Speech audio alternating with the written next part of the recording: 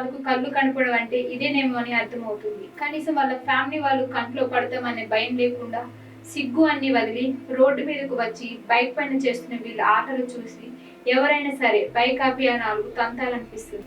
పాత బస్తీలో ఉన్న ప్రధాన రహదారిలో బైక్ పైన ఓ జంట రొమాన్స్ చేస్తూ కెమెరాకు చిక్కారు. ఇది చూసిన ఇతర వాహనదారులు రోడ్డు మీద పిచ్చి పనులు ఏంటని మండిపడుతున్నారు. పబ్లిక్ లో ఇలాంటి పనులు చేయకుండా అధికారులు చర్యలు తీసుకోవాలని కోరుతున్నారు.